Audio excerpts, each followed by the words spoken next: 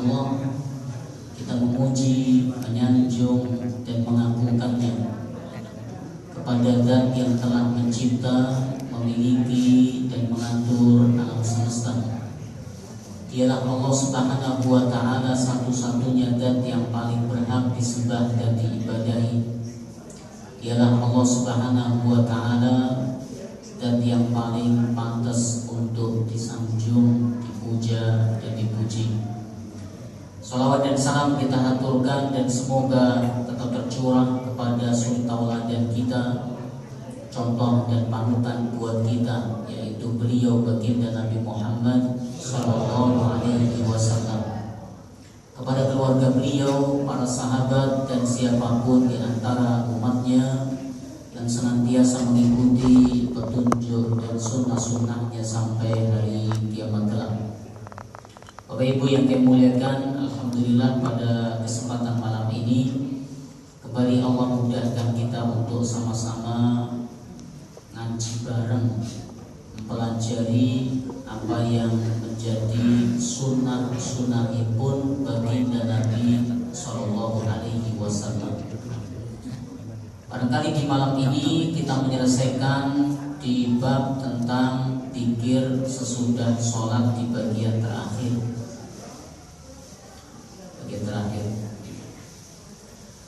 Bapak Ibu yang kami muliakan, di pertemuan yang lalu kita telah menyelesaikan di kalimat zikir di urutan yang keempat, di mana urutan yang pertama setelah selesai salam baginda Nabi sallallahu alaihi wasallam, beliau mengucapkan istighfar sebanyak 3 kali dengan lafaz astaghfirullah, astaghfirullah, astaghfirullah. Lalu beliau melanjutkannya dengan kalimat Allahumma antas salam wa minkas salam tabarakta ya dzal jalali wal ikram. Ini urutan yang pertama. Adapun urutan yang kedua, kemudian Nabi sallallahu alaihi wasallam baca la ilaha illallah wahdahu la syarikalah lahul mulku wa lahul hamdu wa huwa ala kulli syai'in qadir.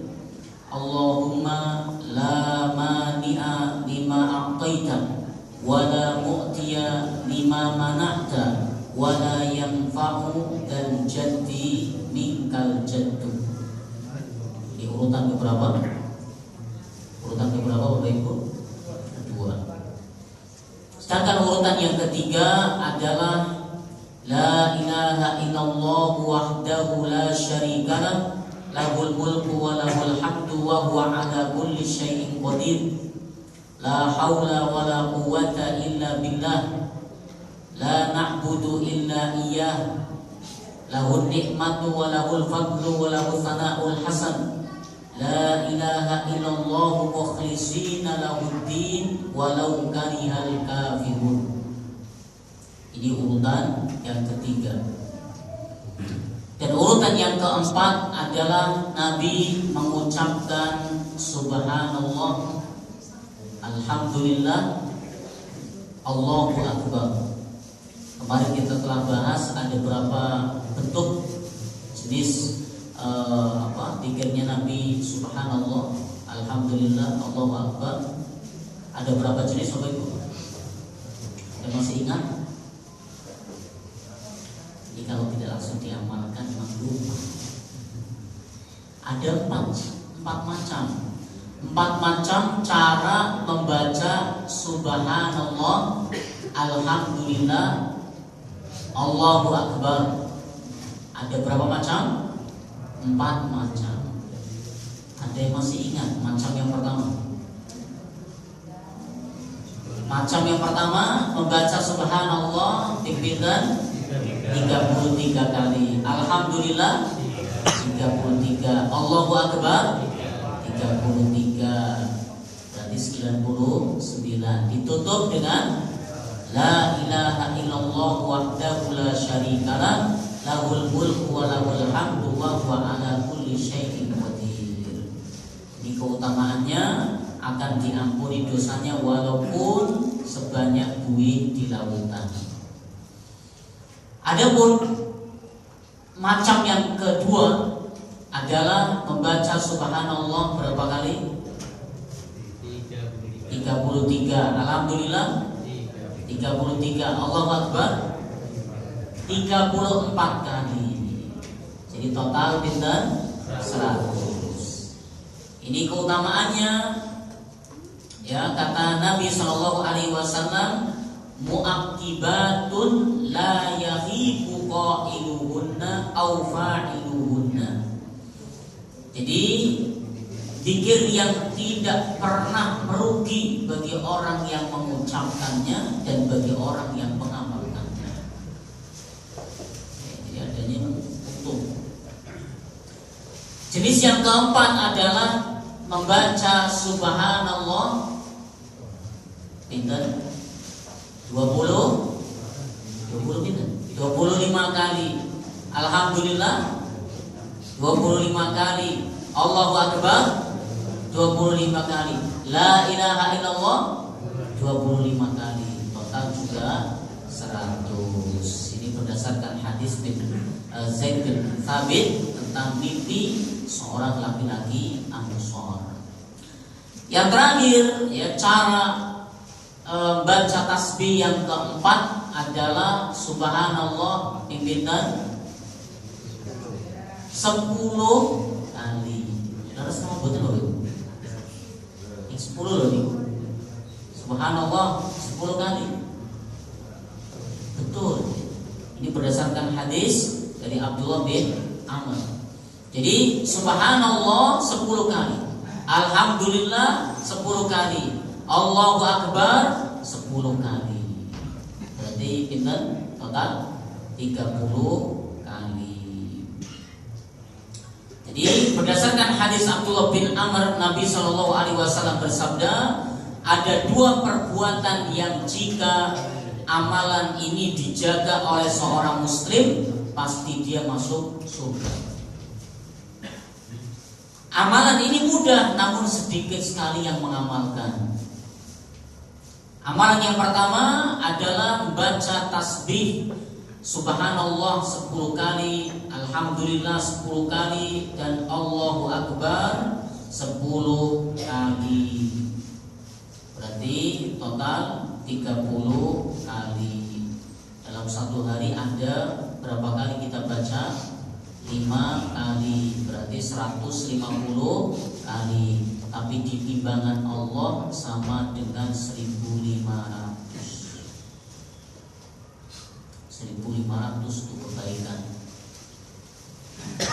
Yang kedua adalah sebelum tidur baca subhanallah 33 kali, alhamdulillah 33 kali, Allahu Akbar 34 kali, total 100.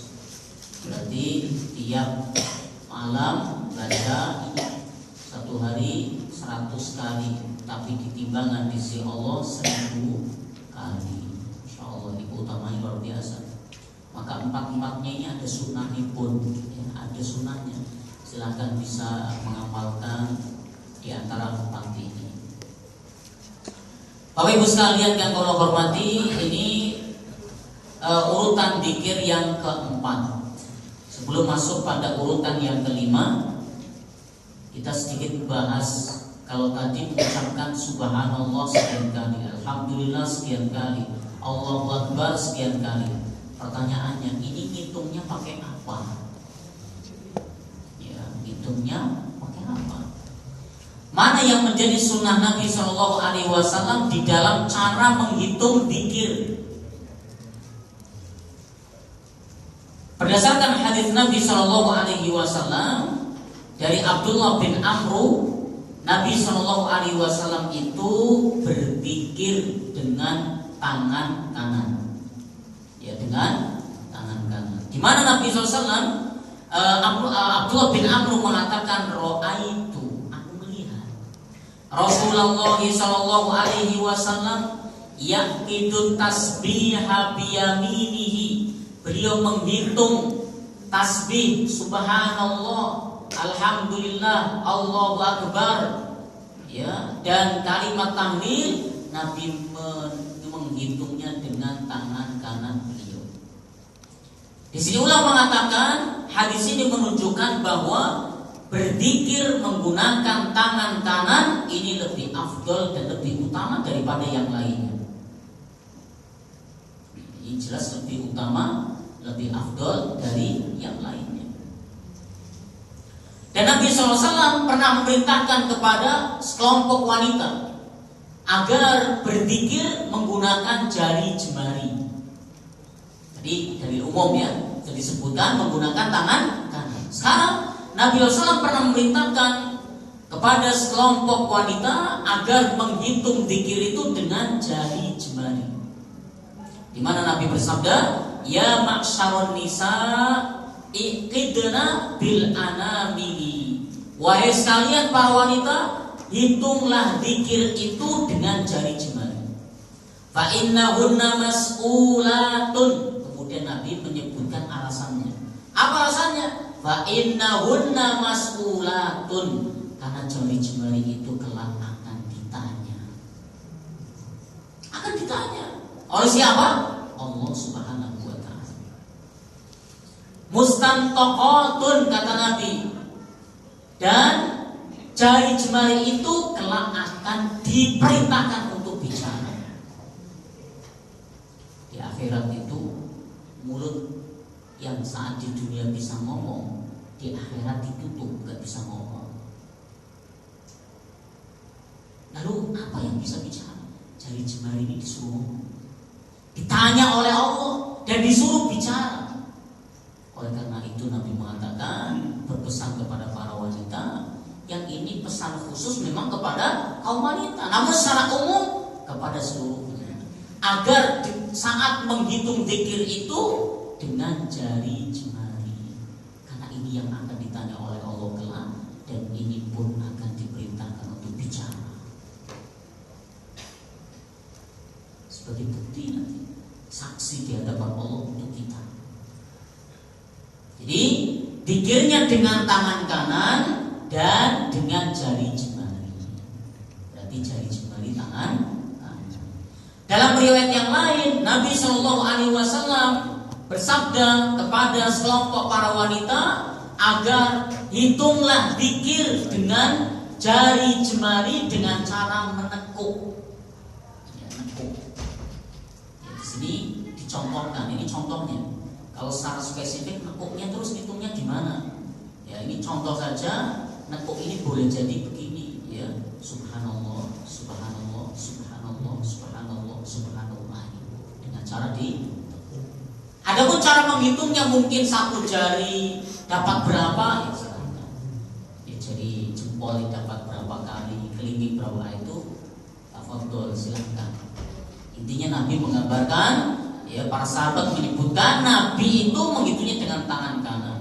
Nabi itu memerintahkan dengan jari jemari. Sudah jelas, jari jemari tangan kanan. Caranya bagaimana? Dalam riwayat yang lain Nabi menyebutkan caranya adalah dengan ditekuk. Ini cara menghitungnya Nabi dengan berzikir. Nah, ini Bapak Ibu sekalian yang saya muliakan, penjelasan sedikit tentang cara menghitung zikir. Kita masuk pada kalimat zikir sesudah sholat yang kelima. Yang kelima yaitu membaca ayat kursi. Baca ayat kursi, keutamaannya luar biasa. Apa kata Nabi SAW dalam riwayat Abu Umamah Al-Bahili? Nabi SAW bersabda, "Man qara'a ayatal kursi dubura kulli sholatin maktubatin lam yamna'hu min dukhulil jannah illa al-maut." Kata baginda Nabi SAW, "Man qara'a ayatal kursi." Siapa yang membaca ayat kursi dubura kulli sholatin, di penghujung sholat. Kalimat ini, ya, terkadang Nabi sebutkan maksudnya adalah di penghujung sholat sebelum salam. Tapi boleh jadi maknanya di sebagian riwayat menunjukkan sesudah salam. Ya, jadi dalam zikir sesudah sholat 5 waktu. Maka Nabi mengatakan, barang siapa yang membaca ayat kursi di setiap selesai sholat 5 waktu. Ya, karena di sini Nabi menyebutkan maktubatin, sholat wajib. Lam yamna'hu min dukhulil jannah illal maut. Tidak ada yang menghalangi dia masuk surga kecuali kematian. Di sini menunjukkan, kata para ulama, adalah tidak ada yang menjadi penghalang antara dia dengan kecuali kematian. Maka manakala dia mati, maka tidak akan dia ada penghalang antara dia dan surga. Jadi keutamaannya besar. Dan sebagaimana Syekh Abdul Aziz bin Baz rahimahullah taala beliau menjelaskan, ketika menjelaskan bagaimana kehebatan ayat kursi, beliau berkata, ayat ini adalah ayat yang sangat agung, ayat yang memiliki keutamaan yang besar di dalam kitab Allah Subhanahu wa taala, terdapat dalam Al-Qur'an. Ya, karena mengandung tauhid. Beliau menyebutkan alasannya, kenapa? Karena dalam ayat kursi tersebut mengandung tauhid dan keikhlasan.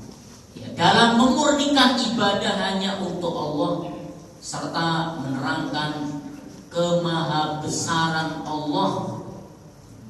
Lalu beliau lebih lanjut mengatakan, apabila seseorang membaca ayat ini setiap kali sholat, selesai sholat 5 waktu, maka ia akan dijaga dari setiap kejahatan.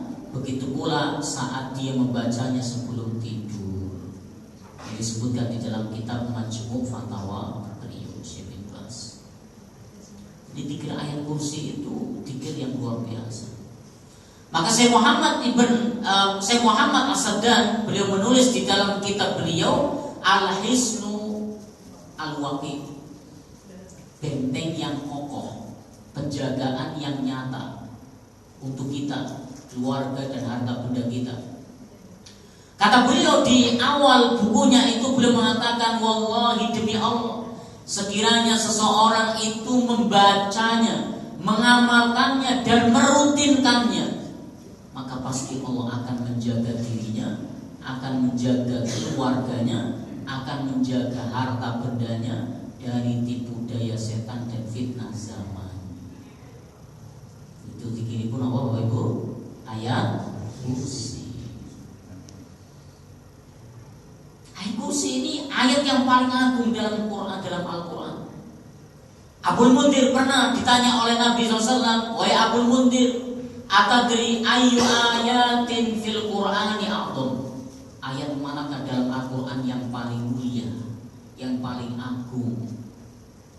Pertama, Abul Mundir menjawab, Allah dan Rasulnya yang lebih tahu. Lalu Nabi mengulang pertanyaannya, ayyu ayatin fil Qur'ani a'dham? Tahukah kamu mana ayat dalam Al-Quran yang paling agung? Kembali menjawab, Allah dan Rasulnya yang lebih tahu. Sampai 3 kali ditanya, baru Abul Mundir menjawab, Allahu la ilaha illa huwal hayyul qayyum, sampai akhir ayat. Di sini Abul Mundir, beliau seorang yang ahli qiraah, baca Quran. Bayangkan ketika beliau ditanya mana ayat dalam Al-Quran yang paling utama, paling agung, paling mulia, beliau menjawab memilih di antara lebih dari 6.000 ayat, 1 ayat, yaitu ayat kursi. Beliau tidak milih di ayat surat Al-Waqi'ah, di ayat surat Yasin, di ayat surat Ar-Rahman, namun beliau baca surat ayat, memilih ayat kursi. Lalu Nabi SAW meletakkan telapak tangan beliau di dadanya, seraya mengucapkan, wahai Abdul Mundir, semoga Allah menganugerahkan ilmu kepada ayat kursi. Di pertemuan yang lalu telah kami kisahkan bagaimana Abu Hurairah radhiyallahu an ditugasi oleh Nabi menjaga harta zakat Ramadan. Seingat ya. Jadi malam pertama didatangi pencuri, ditangkap, interogasi. Ya, pencurinya ini mengeluhkan kondisi keluarganya yang sangat miskin. banyak tanggungan, ya. Akhirnya Abu Hurairah merasa kasihan, dilepaslah pencuri ini. Pagi harinya lapor kepada Nabi. Komentar Nabi SAW apa? Pasti nanti malam dia datang kedua kalinya. Betul, malam kedua balik lagi. Pencuri itu pun datang kedua kalinya, ditangkap lagi oleh Abu Hurairah. Ketika akan dibawa ke hadapan Nabi, kembali mengeluhkan kondisi keluarganya yang sangat miskin, ya, punya banyak tanggungan, ya, dan dia berjanji untuk tidak mengulangi ketiga kalinya. Akhirnya dilepaskan lagi oleh Abu Hurairah. Pagi harinya ditanya oleh Nabi, "Wahai Abu Hurairah, apa yang kau lakukan pada tawananmu tadi malam?" Jawab Abu Hurairah, "Ya Rasulullah, aku tangkap dia. Ketika akan aku bawa dia ke hadapanmu, dia kembali mengeluhkan kondisi keluarganya yang sangat miskin, dan dia berjanji untuk tidak mengulanginya lagi, dan dia minta agar tidak dibawa ke hadapanmu, ya Rasulullah. Aku lepas lagi." Kata Nabi, pasti nanti malam dia datang lagi. Betul, malam yang ketiga datang lagi pencuri itu, ditangkap lagi oleh Abu Hurairah. Ketika akan dibawa oleh Abu Hurairah ke hadapan Nabi, laki-laki pencuri ini pun mengatakan, "Jangan kau bawa aku ke hadapan Nabi. Aku akan mengajarkan sebuah kalimat kepadamu. Jika engkau membaca kalimat ini sebelum kau tidur, maka setan tidak berani mendekatmu sampai pagi hari. Allah akan menjagamu sampai waktu pagi." Maka ini pun dilaporkan kepada baginda Nabi, dan Nabi bertanya, "Tahukah kamu siapa pencuri itu yang datang 3 malam berturut-turut?" Abu Hurairah mengatakan, "Allah dan Rasulnya yang lebih tahu." Maka kata Nabi SAW, "Ketahuilah dia itu setan, jin. Dia itu jin. Dia itu seorang pendusta. Seorang pendusta, kalau ngomong mesti dusta. Tapi malam tadi dia telah berkata jujur kepadamu tentang kelemahannya." Jadi jelas kelemahannya setan apa? Ayat kursi. Tapi yang dibaca dan diamalkan, ya bukan yang sekedar ditempel di dinding, bukan, tapi yang dibaca dan diamalkan. Kisah yang lain ini disebutkan oleh Abdullah ibn Mas'ud. Abdullah bin Mas'ud ini masih mengisahkan bagaimana kehebatan ayat kursi. Abdullah bin Mas'ud pernah bercerita, suatu ketika ada seorang laki-laki dari kalangan sahabat Nabi. Dia itu dijuluki Abu Abdurrahman. Siapa Abu Abdurrahman? Umar ibn Khattab. Jadi kata beliau, Umar bin Khattab itu pernah berkelahi dengan laki-laki dari bangsa jin. Ketika itu Umar bin Khattab berhasil membanting pertama kali. Begitu dibanting, Umar bin Khattab berucap, "Aku tidak melihatmu kecuali sangat kecil, dan aku tidak melihat lenganmu kecuali seperti lengannya segawon." Ya, segawon ya, "Aku tidak melihat lenganmu kecuali seperti lengan segawon. Apakah kamu itu paling kecil di antara ya bangsamu, atau bangsamu kan kecil-kecil seperti ini?" Kata laki-laki dari bangsa jin ini ngomong, "Ya, sungguh aku ini sudah termasuk besar di kalangan bangsa kami. Oh, jin, coba kalahkan aku sekali lagi. Jika engkau berhasil mengalahkanku sekali lagi, aku berjanji akan aku sampaikan sebuah kalimat kepadamu." Kelahi yang kedua kalinya, Umar bin Khattab berhasil membanting kedua kalinya. Lalu jin ini mengatakan, "Bacalah Allah la ilaha illa huwal hayyul qayyum. Jika engkau membacanya di rumahmu, maka setan pun akan lari terbirit-birit menjauh dari rumahmu." Itu ayat kursi. Kisah yang ketiga ini disebutkan oleh Abul Mundir Ubay bin Ka'ab. Beliau di samping seorang yang ahli qiraah, bacaan Quran, beliau juga dikenal seorang yang lumoh, gampang berbagi, ya, makanan, gandum, bahan makanan pokok, ya, gandum, kurma. Di rumahnya itu ada gudang kurma dan gandum. Itu sudah dikenal tuh di kalangan para penduduk kota Madinah bahwa beliau ini orang yang suka gemar berbagi. Suatu ketika Ubay bin Ka'ab mendapati di gudangnya itu kurmanya ini sok kurang, gandumnya ini berkurang tiba-tiba. Maka beliau tunggu, ya, tiba-tiba mendengar suara berisik di dalam gudang tersebut. Kata Ubay bin Ka'ab, siapa yang ada di dalam, manusia atau jin? Tiba-tiba muncul suara dari gudang itu, aku jin. Dijawab, ya kalau kita ini sudah lari ke dijawab dari balik gudang itu, aku jin. Untuk memastikan ini, Ubay bin Ka'ab mengatakan, coba julurkan tanganmu. Betul, jinnya ini menampakkan diri tangannya. Dan kata Ubay bin Ka'ab ketika melihat ini, jinnya ini mengatakan, engkau betul-betul jin. Nah, saat itu dikatakan tangannya itu dipenuhi dengan bulu seperti segawon. Ya, maka Inung Sewu, anjing itu salah satu binatang yang menjadi simbolnya jin. Ya, di samping ular, ya.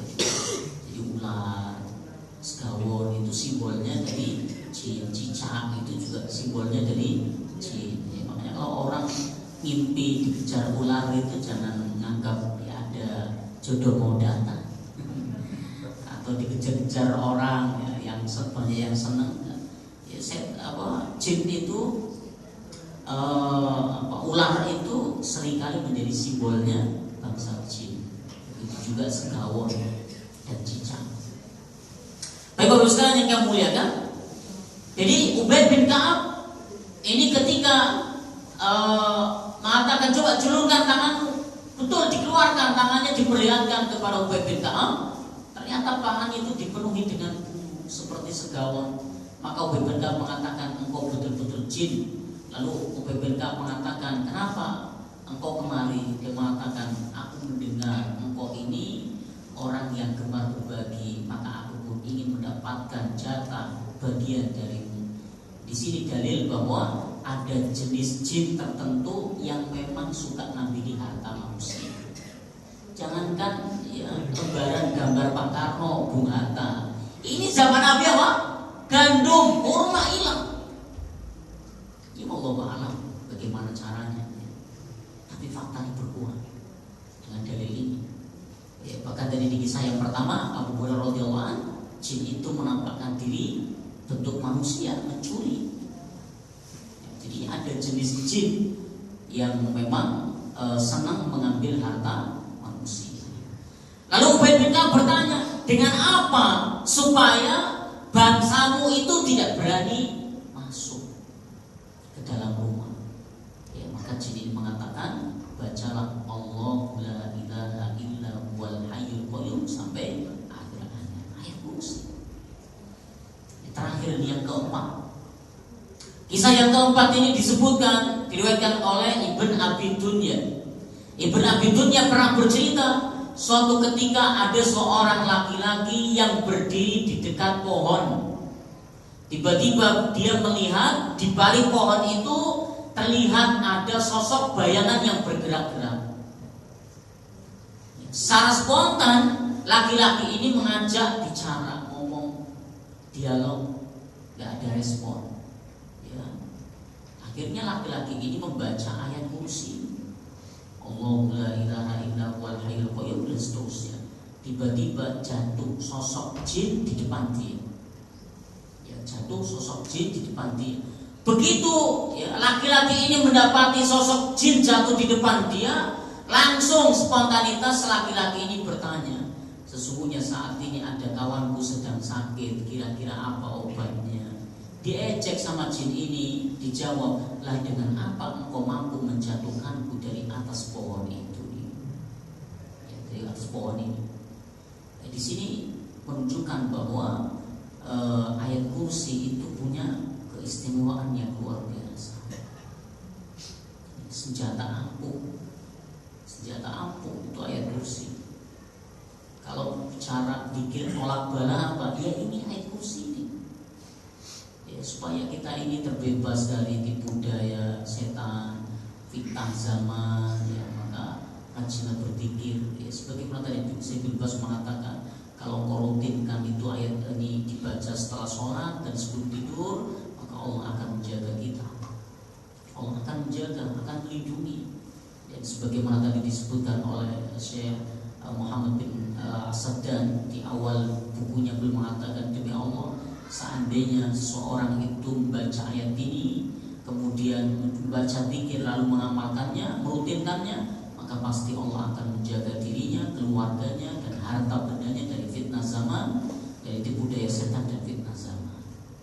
Ini kalimat zikir yang kelima, membaca ayat kursi. Berapa kali? 1 kali. Secara umum zikir ayat kursi itu dibaca di 3 waktu. Pertama, setiap kali selesai sholat 5 waktu. Dalilnya ini. Kedua, sebelum tidur. Dalilnya kisah Abu Hurairah. Yang ketiga adalah setiap pagi dan sore. Ada istilah zikir pagi dan petang. Di waktu pagi itu selesai sholat subuh sampai terbitnya matahari. Di waktu petang dari mulai habis asar sampai tenggelamnya matahari. Cukup 1 kali saja. Jadi ayat kursi dibaca 3 waktu ini. Dan masing-masing punya keutamaan sendiri-sendiri. Ya, di antaranya setelah sholat 5 waktu, apa keutamanya? Lam yamna'hu minal jannah illal maut. Gak ada yang menghalangi dia dari surga kecuali kematian. Baik, kalimat zikir yang keenam adalah membaca al-mu'awwidat. Ya, al-mu'awwidat itu 3 surat perlindungan. Al-mu'awwidat 3 surat perlindungan. 3 surat perlindungan itu Qul huwallahu ahad, Qul a'udzu birabbil falaq, Qul a'udzu birabbin nas. Trikul. Ya, Qul huwallahu ahad, Qul a'udzu birabbil falaq, Qul a'udzu birabbin nas. Ini para ulama tafsir menyebutnya dengan al-mu'awwidat, 3 surat perlindungan.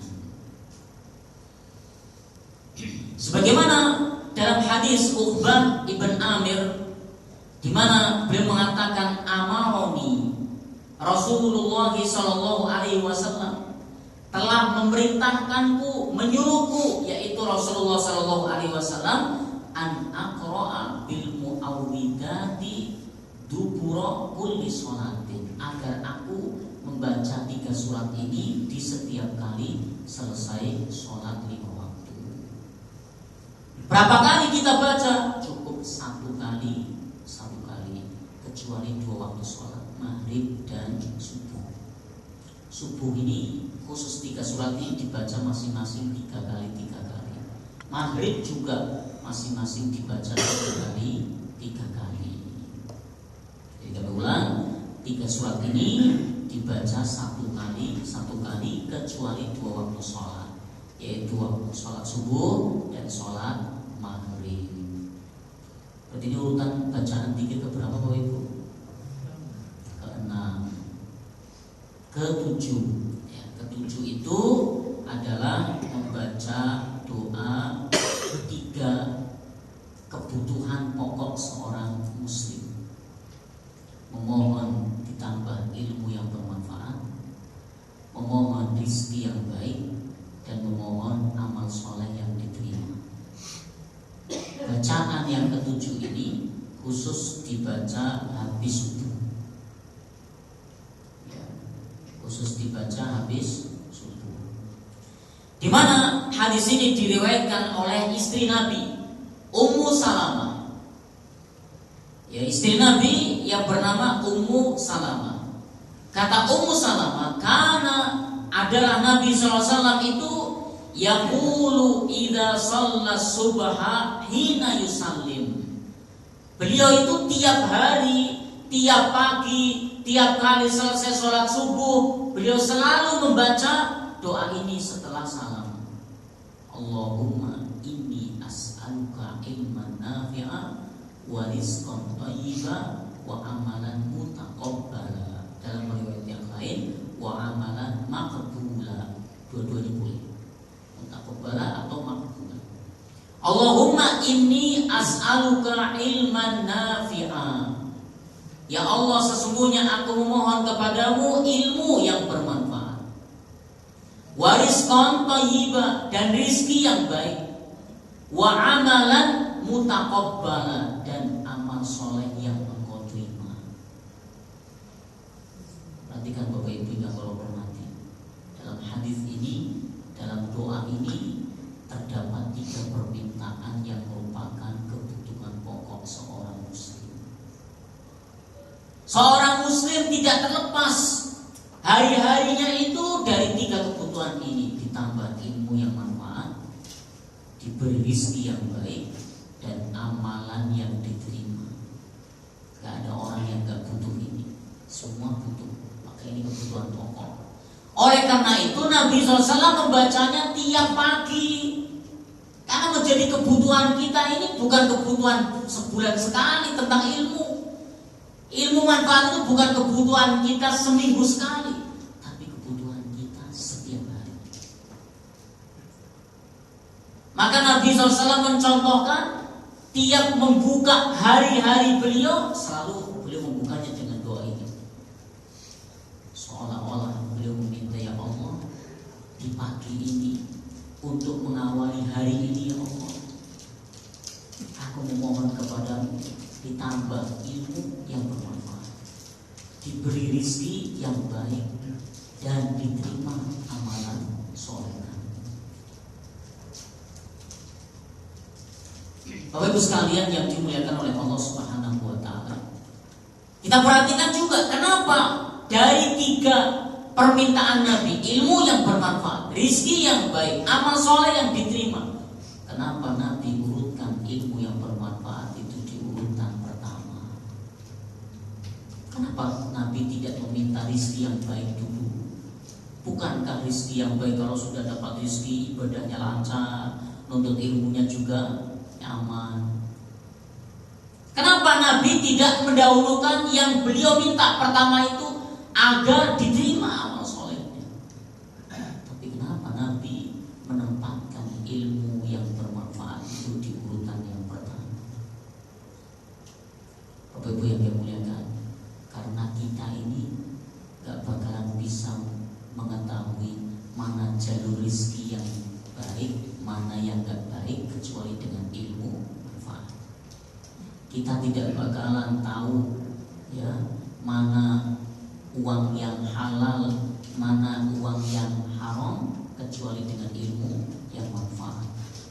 Kita tidak tahu mana jalur rezeki yang boleh, mana yang gak boleh, kecuali dengan ilmu yang manfaat. Kita tidak bakalan tahu mana ini ya dari nafkah yang benar, mana yang gak benar, kecuali dengan ilmu yang bermanfaat. Mana jenis pekerjaan yang boleh, mana yang gak boleh, mana yang halal, mana yang haram ya, dan mana yang masih sama-sama, itu gak bakalan kita ketahui kecuali dengan ilmu yang bermanfaat. Dan ini pun kenapa Nabi SAW meminta ilmu yang bermanfaat itu di urutan pertama sebelum meminta agar diterima amal solehnya. Di sini menunjukkan tidak semua amalan itu akan Allah terima. Tidak semua amalan itu akan bernilai. Ada kalanya amal itu diterima, ada kalanya amal itu ditolak. Sehingga kita nggak bisa tahu mana nih amal yang bakalan Allah terima kecuali dengan ilmu manfaat. Bapak Ibu yang dimuliakan, ketika Nabi menyebutkan bahwa ada amal yang diterima, betapa begitu juga mesti ada amal yang ditolak. Maka yang seyogianya dalam amal untuk kita munculkan adalah harap cemas, berharap agar amal kita ini diterima, dan cemas, khawatir jangan-jangan amalku itu ditolak. Ya Allah, ibadahku selama 30 tahun ini, sholatku selama 40 tahun ini, ya Allah, sedekahku yang selama ini aku lakukan, puasa yang aku rutinkan, tahajud yang mesti tidak pernah ketinggalan, ya Allah, akan aku terima atau engkau tolak.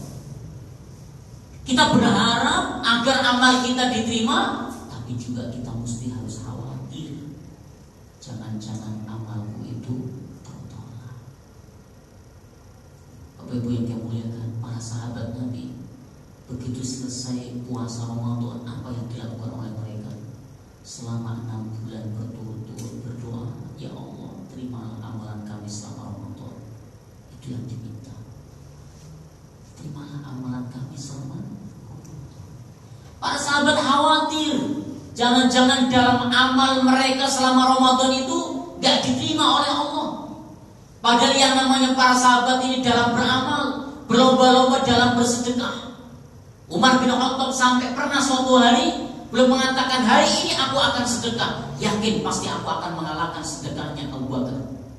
Dia datang kepada Nabi, ya Rasulullah, aku sedekahkan separuh hartaku. Separuh hartaku. Dan Umar bin Khattab berharap hari ini mengalahkan sedekahnya Abu Bakar. Tiba-tiba Abu Bakar pun datang menghadap Nabi SAW. Ya Rasulullah, seluruh hartaku aku sedekahkan untuk Islam dan kaum muslimin. Seluruh harta. Sampai Nabi bertanya, wahai Abu Bakar, apa yang kau tinggalkan untuk istri dan anakmu? Apa kata Abu Bakar? Aku tinggalkan untuknya Allah dan Rasulnya. Bapak Ibu yang dimuliakan, apakah boleh bisa itu seluruh harta itu disedekahkan? Bapak Ibu yang dimuliakan, ketika kita bersedekah lalu dalam hati kita itu ada perasaan, yang saya keluarkan kan cuma sekian puluh juta, uang itu gampang bisa saya cari lagi, maka itu anggapan dan ucapan dalam hati seorang yang baik. Maka Nabi pernah mengatakan, kesombongan itu gak boleh. Bahkan itu menjadi sebab orang itu gak bakal masuk surga. Tapi ada kesombongan yang baik, yaitu manakala seseorang bersedekah lalu berkata pada dirinya sendiri, yang saya sedekahkan ini baru sedikit, tapi berkata pada dirinya sendiri, uang itu masih bisa saya cari lagi. Maka kata Nabi, itu kesombongan yang baik. Di para sahabat ini tidak diragukan bagaimana amalnya mereka. Abu Bakar As-Siddiq itu pernah setelah sholat subuh ditanya oleh Nabi. Nabi menghadap ke arah jamaah, siapa di antara kalian yang pagi ini sudah nengok orang sakit? Habis subuh itu. Siapa pagi ini yang sudah nengok orang sakit? Abu Bakar mengatakan, aku ya Rasulullah. Nabi pun kembali bertanya, siapa di antara kalian yang sudah sedekah kepada fakir miskin? Abu Bakar ngacu lagi, aku ya Rasulullah. Nabi bertanya yang ketiga kalinya, siapa yang pagi ini sudah takziah? Takziah. Abu Bakar mengatakan, aku ya Rasulullah. Tapi kembali pertanyaan keempat kalinya, siapa di antara kalian yang hari ini puasa? Abu Bakar mengatakan, aku ya Rasulullah. Bayangkan sahabat ini dalam satu hari mengumpulkan 4 amalan setelah sholat. Sudah nengok orang sakit, sudah sedekah fakir miskin, dalam keadaan puasa, dan sudah bertakziah habis subuh. Maka Nabi mengatakan, siapa yang mengumpulkan 4 amalan ini dalam satu hari, maka surga untuknya. Ini Bapak Ibu yang dimuliakan, insyaallah luar biasa. Terakhir. Urutan yang ke-8 ini juga khusus dibaca setelah sholat subuh dan setelah sholat maghrib. Apa itu? La ilaha illallah wahdahu la syarikalah, lahul mulku wa lahul hamdu. Ada tambahan, yuhyi wa yumitu wa huwa ala kulli syai'in qadir. 10 kali. 10 kali. La ilaha illallah wahdahu la syarikalah, lahul mulku wa lahul hamdu, yuhyi wa yumitu wa huwa ala kulli syai'in qadir. Dibaca 10 kali setelah sholat maghrib dan setelah sholat subuh. Sebelum kami akhiri, ini kami simpulkan, inilah dzikir yang diajarkan oleh Nabi setelah sholat 5 waktu. Ternyata ringkas, simpel, gampang dan mudah. Kalau dilihat ini hanya ada urutan yang ke-6 loh. Ya, hanya 6 bacaan sampai tiap kali sholat 5 waktu. Adapun yang ke-7, doa tadi, Allahumma inni as'aluka ilman nafi'a, khusus subuh. Kemudian yang ke-8 ya tadi la ilaha illallah wahdahu la syarika lahu mulku wa lahul hamdu yuhyi wa yumiitu wa huwa ala kulli syai'in qadir 10 kali. Itu juga khusus subuh dan maghrib. Berarti yang tiap kali selesai sholat 5 waktu itu hanya ada 6 bacaan. Wallahu a'lam bishawab. Mudah-mudahan Allah menganugerahkan nikmat pada kita, kesungguhan, istiqomah untuk bisa mengamalkannya. Amin ya rabbal alamin. Kalau kita akhiri kalian doa kafaratul majlis. Subhanallahumma wa bihamdika asyhadu an la ilaha illa anta astaghfiruka wa atubu ilaik. Wassalamualaikum warahmatullahi wabarakatuh. Waalaikumsalam. Alhamdulillah.